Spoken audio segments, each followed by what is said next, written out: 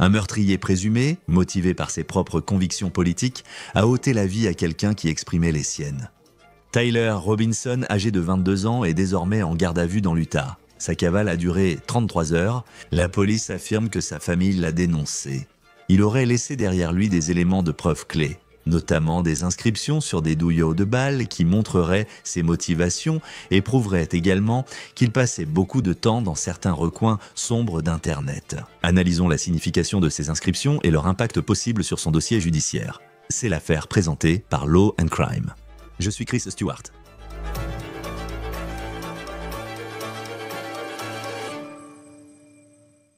Maintenant que les forces de l'ordre désignent Tyler Robinson, 22 ans, comme responsable de la fusillade et du meurtre de l'influenceur conservateur Charlie Kirk, nous apprenons beaucoup sur son passé, notamment qu'il a passé beaucoup de temps sur Internet.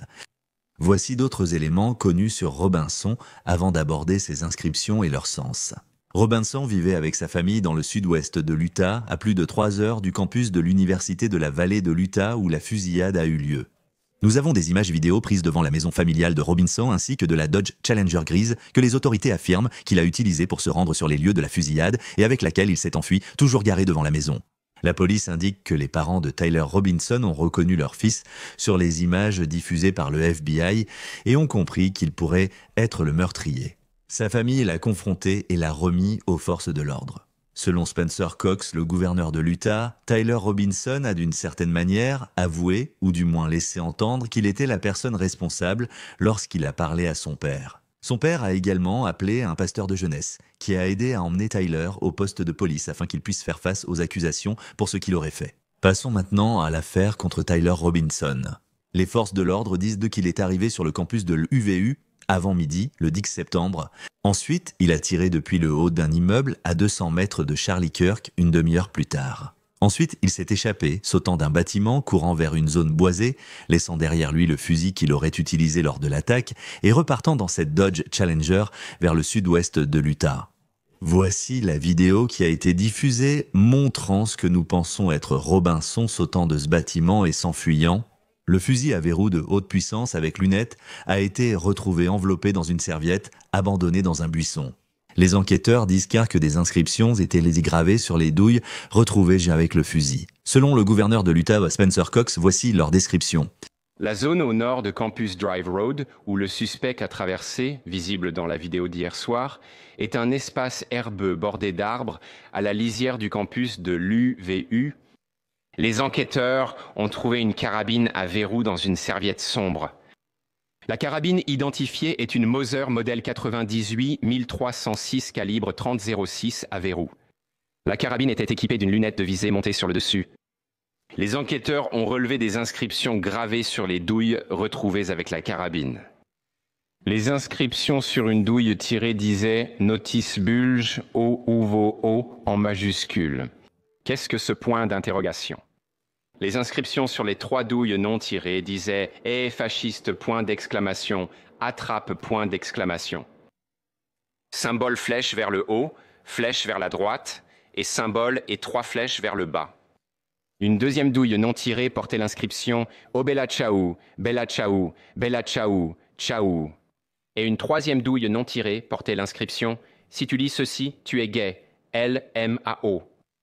C'est beaucoup à assimiler, mais laisse-moi t'expliquer, car pour moi aussi, c'était dur à encaisser. Donc, la première, c'est remarque la bosse, OVBO, qu'est-ce que c'est? Alors, ceci fait référence à un mème sur Internet. Et le compte Know Your Meme sur X a publié ceci en disant que c'était le post original pour lequel cette référence est connue et qui est ensuite devenu viral. Know Your Meme a expliqué la véritable signification de ce terme.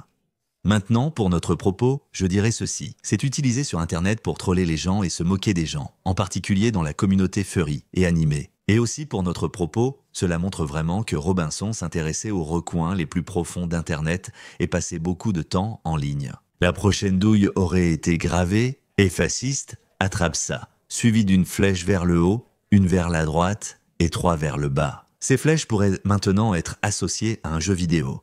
C'est ce que vous utiliseriez apparemment pour faire une sorte de combinaison dans un jeu qui s'appelle Helldivers 2, qui est un jeu de tir à la 3e personne sorti l'année dernière. Encore un exemple montrant que Tyler Robinson passait beaucoup de temps en ligne et devant des écrans. Une autre douille non tirée aurait eu une inscription possiblement à portée politique. Oh bella ciao, bella ciao, bella ciao, ciao. Ce sont les paroles d'une chanson chantée par les membres de la résistance italienne qui ont combattu les forces nazies d'occupation pendant la Seconde Guerre mondiale. Aux États-Unis, c'est devenu un cri de ralliement pour les groupes antifascistes, qui chantent souvent cette chanson lors des manifestations. Maintenant, la dernière douille non tirée aurait soi-disant porté l'inscription « Si tu lis ceci, tu es gay, MDR ». Ces douilles constituent des preuves essentielles d'une attaque présumée à motivation politique, en plus du fait que Charlie Kirk était une personnalité politique présente à un événement politique. En parlant d'activité Internet, les enquêteurs ont découvert que le colocataire de Robinson a déclaré que Tyler avait plaisanté sur Discord et montré ses messages aux forces de l'ordre. L'affidavit précise que Tyler aurait dit devoir récupérer un fusil à Drop Point, l'avoir caché dans un buisson, avoir échangé des messages sur la surveillance de la zone et mentionner avoir enveloppé le fusil dans une serviette. Les messages évoquent aussi la gravure de balle, la mention d'une lunette et l'unicité du fusil. Des messages provenant du contact Tyler mentionnaient également qu'il avait changé de tenue. Le gouverneur a expliqué comment ils ont retrouvé Tyler Robinson. Le soir du 11 septembre, un membre de la famille de Tyler Robinson a contacté un ami de la famille qui a ensuite prévenu le bureau du shérif du comté de Washington en fournissant des informations selon lesquelles Robinson leur avait avoué ou laissé entendre qu'il était l'auteur de l'incident. Ces informations ont été transmises au bureau du shérif du comté d'Utah et aux enquêteurs de l'Université de la Vallée de l'Utah. Le FBI a aussi reçu ces informations. Les enquêteurs ont examiné d'autres enregistrements vidéo de la surveillance de l'UVU et ont identifié Robinson arrivant sur le campus de l'UVU dans une Dodge Challenger grise vers 8h29, le 10 septembre, où il est observé sur la vidéo portant un t-shirt uni bordeaux, un short clair, une casquette noire avec un logo blanc et des chaussures claires.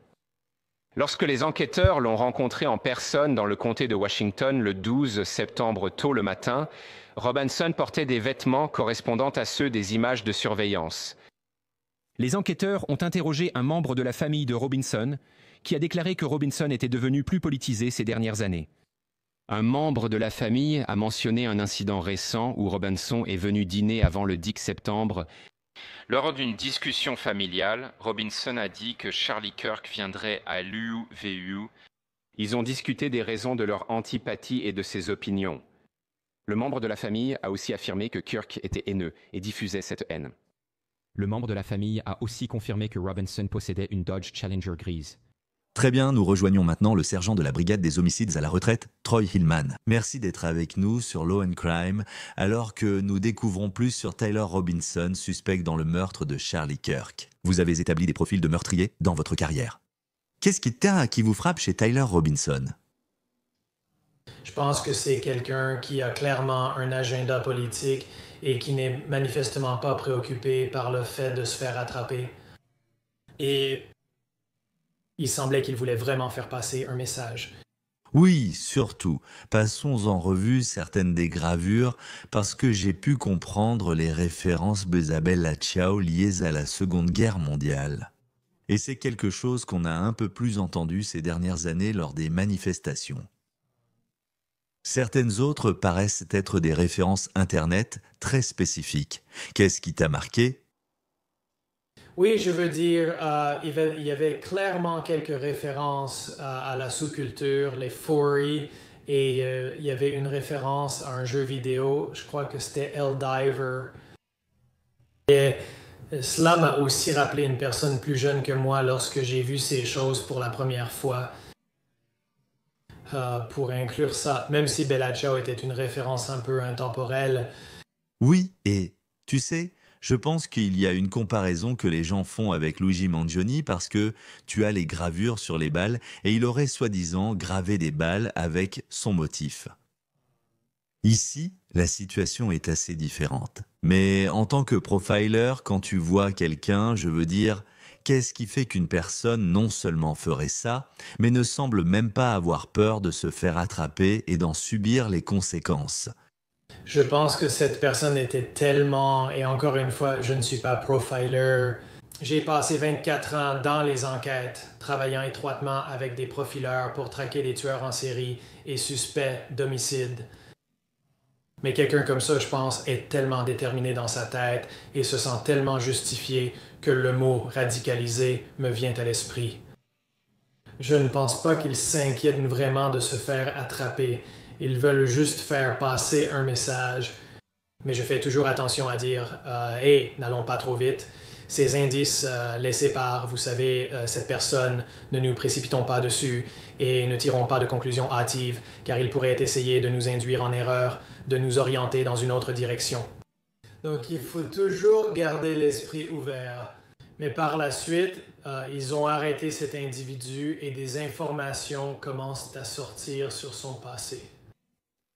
Quand on regarde comment cela s'est déroulé, il a réussi à rester en fuite pendant 33 heures et à retourner dans le sud-ouest de l'Utah chez sa famille. Quel type de planification faut-il pour organiser ce genre d'attaque où il y a aussi des gravures sur les balles, Nerbiam? Il laisse le fusil et parvient tout de même à s'enfuir. Qu'est-ce qui vous frappe dans la façon dont il aurait procédé? Eh bien, je pense que dans ces grands groupes, dans ce genre de grands lieux, surtout en plein air, la sécurité est très importante. C'est une tâche difficile. Et s'il n'y a pas assez de planification et ce genre de choses en amont. Donc je ne dis pas que c'est facile pour une personne d'y entrer, mais quelqu'un peut très facilement se fondre dans la masse. Les gens sont tellement concentrés sur l'événement, sur ce qui se passe, et peut-être même sur leur téléphone et la technologie. De nos jours, ils sont tellement concentrés là-dessus qu'ils ne vont pas faire attention ou signaler un comportement suspect. Donc, il est évident qu'il avait l'air d'aimer les jeux vidéo. Il y a beaucoup de choses que l'on peut apprendre de ces jeux vidéo sur le combat, ce genre de choses. Et je ne dis pas que c'est une forme d'entraînement, mais je pense que ça met dans un certain état d'esprit. Et je ne dis pas, vous savez, je ne le connais pas assez pour dire que c'était un joueur, mais certainement l'indice laissé sur l'une des douilles indiquait qu'il pouvait être intéressé par les jeux vidéo. Donc, et je critique pas les joueurs, mais je dis juste qu'il pourrait y avoir des choses qu'ils apprennent là-dessus, et il aurait pu utiliser certaines de ces choses. Je pense que c'était une attaque organisée, et je pense qu'il a vraiment été, encore une fois, radicalisé et qu'il allait faire ça. Et le fait qu'il ait pu s'enfuir, c'est le chaos dans ces moments-là, comme je l'ai dit, dans ce grand lieu avec des gens qui courent, qui crient, et les premiers intervenants qui se précipitent sur les lieux pour aider la victime et ensuite s'assurer qu'il n'y a pas d'autres victimes. Ils ne cherchent pas toujours le suspect. Et je le sais simplement en lisant l'affidavit de la police aujourd'hui et d'après la façon dont le gouverneur de l'Utah l'a mentionné, ils ont dit, vous savez, il est vraiment devenu politique ces dernières années. Et il semble qu'il reste encore beaucoup de travail à faire pour comprendre, parce qu'il y a une grande différence entre « oh, ils étaient vraiment passionnés de politique, ils sont allés manifester, et peut-être qu'ils ont même dit des choses vraiment méchantes en ligne. » Et le fait d'être apparemment sur un bâtiment, tirer un coup de feu et tuer quelqu'un comme il l'aurait fait. Comment faites-vous maintenant pour comprendre comment on passe de « d'accord, il est vraiment passionné par la politique » à « c'est quelqu'un qui a été radicalisé à un niveau extrémiste ». Ce qu'on voit non seulement dans un cas comme celui-ci, mais dans beaucoup d'autres cas, on voit des gens se radicaliser pour de nombreuses cas de croyances différentes. Comment comprenez-vous comment cela se produit? Je pense qu'il faut utiliser des méthodes d'enquête à l'ancienne. Vous allez sur le terrain, vous commencez à interroger la famille, les amis, les camarades de classe, les collègues, et vous creusez vraiment leur passé pour essayer de découvrir ce qu'ils pensent et ce qu'ils cherchent à faire. Je pense aussi qu'il faut regarder les réseaux sociaux, voir ce qu'il y a sur son téléphone portable, sur ses ordinateurs, et ainsi se faire une idée des sites qu'il consultait et de ce qui se passait dans sa tête à ce moment-là. Donc je pense que cela donnerait une image beaucoup plus large de ce qui se passe. L'arrestation n'est en quelque sorte que le début, puis il y a tout un tas de travail qui se fait avant que l'affaire n'arrive réellement au procès. Je pense aussi que vous savez, on tient probablement pour acquis le fait que quand on dit et on analyse les réseaux sociaux de quelqu'un et que la police dit ça, ils sont capables d'obtenir des informations peut-être auprès de Meta ou d'autres entreprises de ce genre. Je sais qu'il était sur Discord, ce qui arrive souvent dans ces cas-là. Combien de travail cela demande-t-il? À quoi ressemble ce travail après des années à tenter de comprendre comment il a trouvé la motivation pour, soi-disant, faire cela? C'est une tâche énorme qui implique de nombreux types d'enquêteurs différents qui examinent le disque dur, les disques durs, les données des téléphones portables et encore une fois l'aspect des interrogatoires. Cela prendra certainement des années. Oui, parce que si on pense à chaque publication que quelqu'un a faite sur chaque plateforme pendant toutes les années où ils estiment qu'il est devenu politique, c'est vraiment une question énorme. Discord, qui est très populaire auprès des jeunes, ils l'utilisent beaucoup, mais il semble aussi apparaître dans des cas d'extrémisme de tous les côtés de l'échiquier politique. Qu'est-ce qui vous frappe en tant que personne ayant enquêté sur des affaires concernant cette plateforme en particulier? Et je n'en sais pas beaucoup à ce sujet. Cela est apparu depuis, car j'ai pris ma retraite il y a environ 3 ou 4 ans, mais c'est devenu une grande plateforme. Donc tout ce que je dirais, c'est il semble simplement qu'il y ait beaucoup plus de discours et de conversations haineuses alimentées par les réseaux sociaux dans notre société. Et c'est plutôt inquiétant. Tu vois? Le récit qui a été présenté, selon lequel sa famille a vu la photo que tout le monde a vue de l'homme avec le chapeau et les lunettes de soleil. Et ils ont ce moment où ils réalisent que leur fils pourrait être la personne qui a fait ça. Apparemment, il leur a en quelque sorte avoué avoir commis ce crime. Du point de vue de l'enquêteur, sachant qu'il a avoué à ses parents, comment cela entre-t-il en compte dans cette enquête, dans les entretiens que vous menez avec ce suspect? Qu'est-ce que cela implique pour la suite? Cela pourrait prendre plusieurs directions. Les parents pourraient, ce qui serait naturel, se rassembler autour de leur fils pour le protéger. Ou alors, ils pourraient prendre une autre direction, qui serait de dire « Écoutons, faisons ce qu'il faut, coopérons avec les autorités, transmettons les informations et faisons ce que nous pouvons. » Et, faute de meilleurs termes, prendre la voie la plus honorable et dire « Oui, notre fils a fait cela » ou « Il semble qu'il l'ait fait, alors travaillons ensemble. » Cela peut aller dans les deux sens et complique la tâche des enquêteurs, car les parents ne sont pas ceux qui ont appuyé sur la gâchette, mais ils savent beaucoup et ont été proches de cet individu la majeure partie de sa vie.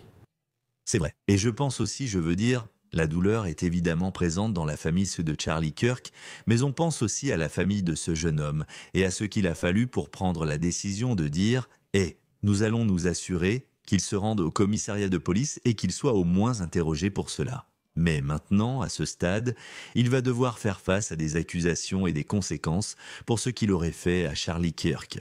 Je crois qu'il s'est écoulé 33 heures entre le moment où Kirk a été tué et l'arrestation.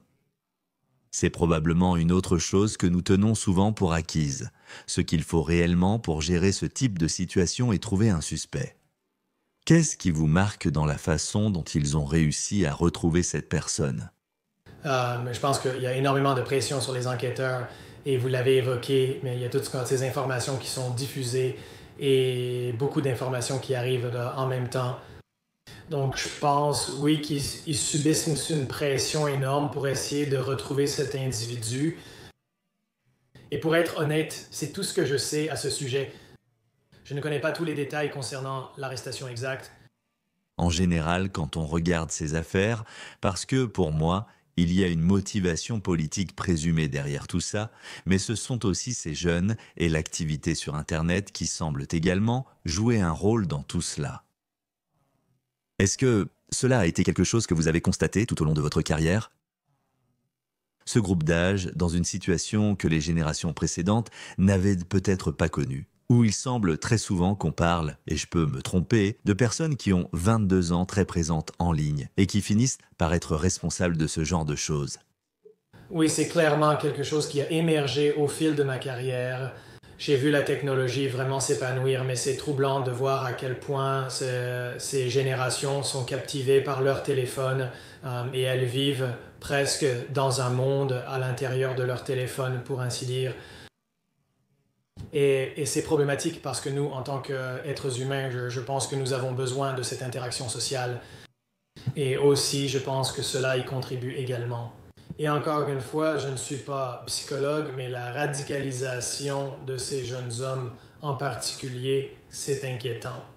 Oui, c'est extrêmement inquiétant. Et heureusement, dans ce cas, ils ont la personne qu'ils disent être responsable. Nous verrons comment se passera le procès. Troy, je sais que vous avez un nouveau livre très important à lire. Qu'est-ce que les gens doivent savoir?